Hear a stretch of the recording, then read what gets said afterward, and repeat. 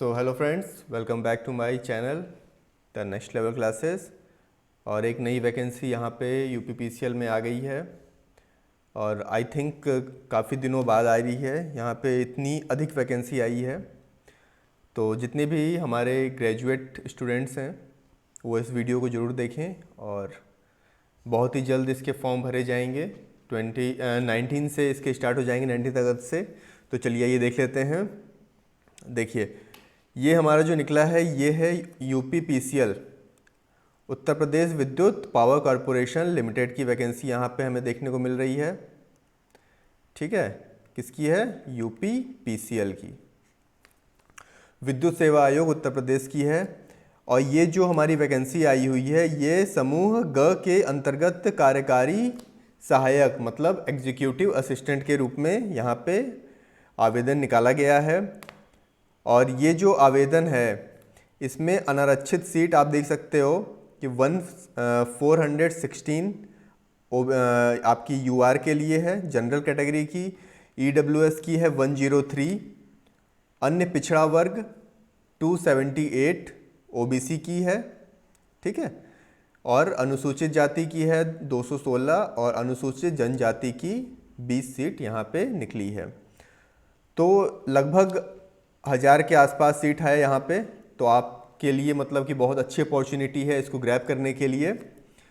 और एक मतलब कि एग्जीक्यूटिव असिस्टेंट, ठीक है, अच्छी है, नौकरी अच्छी है। और इसके जो एग्ज़ाम्स होंगे वो हमारे सीबीटी ऑनलाइन एग्ज़ाम्स होंगे, सीबीटी होगी। ठीक है, नॉर्मलाइजेशन मेथड होगा, क्योंकि देखा जाता है कि जितने भी यूपीपीसीएल के एग्ज़ाम होते हैं, ठीक है, इसकी जो स्टूडेंट्स की कई स्टूडेंट्स होते हैं, मतलब अधिक शिफ्ट में होता है, तो इसकी जो शिफ्ट होंगे वो शिफ्ट काफ़ी होते हैं। ठीक है, तो शिफ्ट होगा तो यहाँ पे नॉर्मलाइजेशन ज़रूर होगा। ठीक है, अब नॉर्मलाइजेशन होगा। ठीक है, अब यहाँ पे देखो क्या है कि सीबीटी के प्रथम एवं द्वितीय भाग में श्रेष्ठता निर्धारण में प्रयुक्त होगा। ठीक है, चलो अब इसकी अगर वेतन की हम बात कर लें तो वेतन यहाँ पे हमें देखने को मिल रहा है 27,200 से लेकर के 86,100 तक। तो वेतन भी इसका काफ़ी अच्छा है। ठीक है, तो जितने भी मतलब ग्रेजुएट हो गए हैं स्टूडेंट्स वो इस फॉर्म को ज़रूर भरें। चलिए, और यहाँ पे देखिए इसकी जो न्यूनतम एज रखी गई है वो 21 ईयर्स रखी गई है एंड मैक्सिमम है 40 ईयर्स। तो एज भी ठीक है।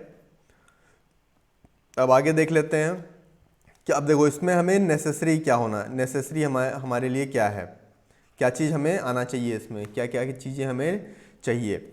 तो सबसे पहले यहाँ पे देखिए टाइपिंग होना नेसेसरी है। ठीक है, Hindi typing and English typing. तो यहाँ पे जो हिंदी टाइपिंग के लिए दिया गया है वो दिया गया है 30 वर्ड्स पर मिनट, 30 वर्ड्स पर मिनट। ठीक है, और इंग्लिश के लिए बोला गया है यहाँ पे 35 वर्ड्स। तो आपको टाइपिंग बहुत अच्छी आनी चाहिए जो कि ये कैटेगरी आपका फुलफिल कर पाएँ आप। ठीक है, तो आप इसको आराम से भर सकते हैं। ठीक है, आपको इसके लिए ग्रेजुएशन देखिए चाहिए, स्नातक की उपाधि तथा किसी राज्य सरकार द्वारा प्राप्त समकक्ष उपाधि होनी चाहिए आपको। क्लियर?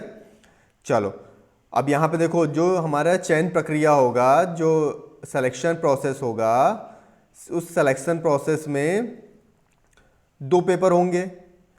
पहले पेपर में हमें सामान्य अध्ययन, तार्किक ज्ञान, ठीक है, सामान्य हिंदी और सामान्य अंग्रेजी, ये जो होंगे पेपर ये हमारे सेकंड पार्ट में होंगे।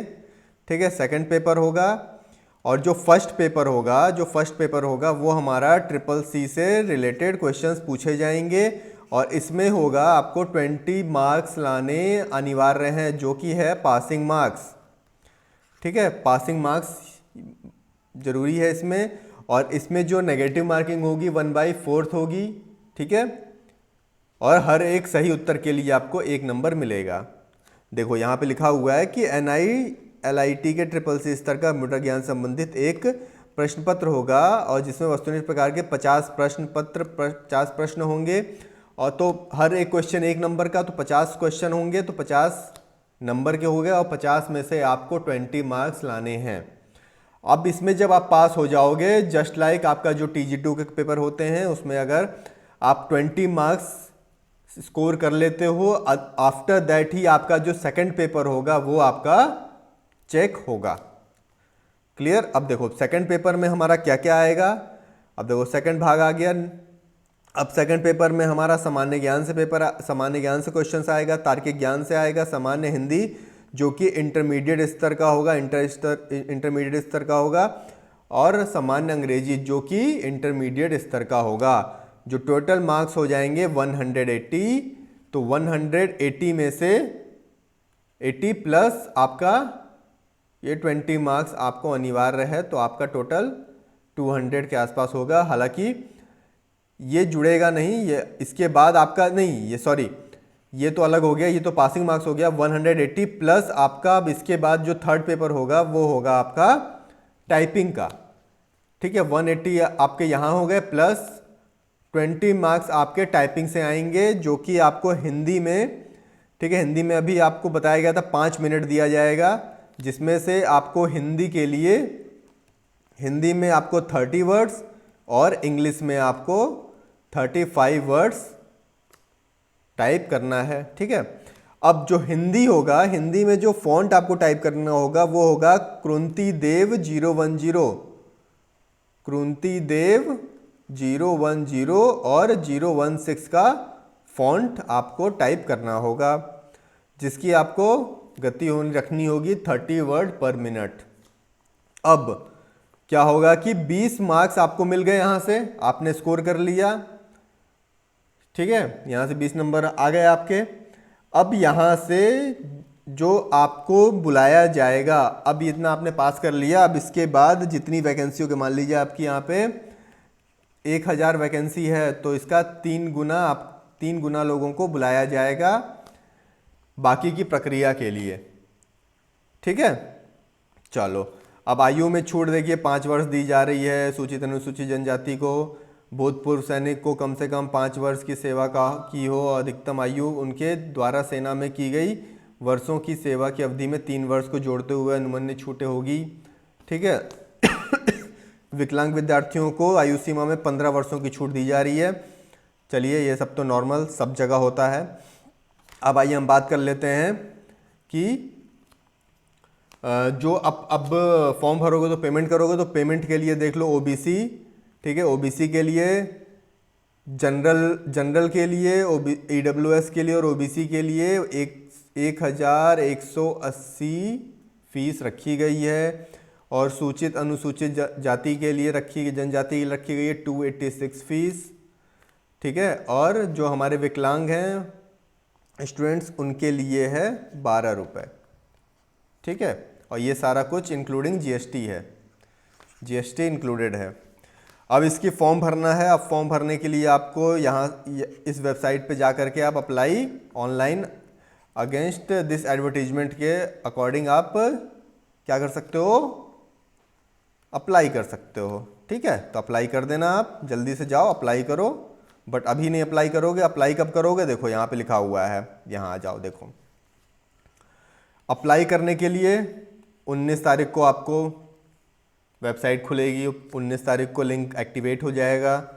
तो 19 अगस्त से 12 सितंबर तक आपका आवेदन होगा। कहाँ से, 19 अगस्त से 12 सितंबर तक आवेदन प्रक्रिया चलेगी।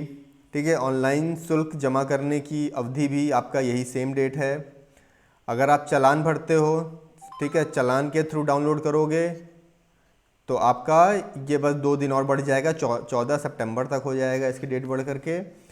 अब परीक्षा की जो डेट रखी गई है वो डेट रखी गई है अक्टूबर में, मतलब अक्टूबर में आपका किसके सेकंड वीक में हो जाएगा पेपर। तो बहुत अच्छी वैकेंसी है, तो बेटर होगा कि आप लोग इसको सीरियसली ले लें। और जितने लोग मतलब टाइपिंग कर रहे हैं, जिनका मतलब कि है कि हाँ मुझे असिस्टेंट के रूप में ही कार्यरत होना है, तो उनके लिए बहुत अच्छी वैकेंसी है और सीट भी बहुत अच्छी आई है। बहुत दिनों बाद यूपीपीसीएल में वैकेंसी आ रही है इतनी अच्छी मात्रा में, तो इस सिचुएशन को और इस अपॉर्चुनिटी को ग्रैब करिए। मेरी विशेष आप सभी के लिए, सभी के साथ है। So all the best. और अब बात कर लेते हैं हम TG2 को। तो इन सब को देखते हुए देखिए, अभी इसकी पहले कंप्यूटर ऑपरेटर की वैकेंसी आई। किसकी? कंप्यूटर ऑपरेटर की। ठीक है। फिर तुरंत हमारी एग्जीक्यूटिव असिस्टेंट। तो हम एग्जीक्यूटिव असिस्टेंट की भी लगभग 1000 वैकेंसी आ गई है। तो हम देख सकते हैं कि अब जल्दी ही आपके टेक्नीशियन की भी वैकेंसी हमें सितंबर तक देखने को मिल सकती है। ठीक है, क्योंकि अभी देखिए, अभी हम अगर बात करें तो उत्तर प्रदेश राज्य विद्युत उत्पादन निगम लिमिटेड की भी वैकेंसी आई हुई है, जो कि करीब ठीक ठाक वैकेंसी है, कम है बट ठीक है, ओके, 56 के आसपास आई है। ठीक है, तो तैयारी रखिए, आएगी वैकेंसी, आएगी, बहुत जल्दी आएगी। ठीक है, सो अभी तक के लिए इतना ही। Thank you, have a nice day, bye bye, take care.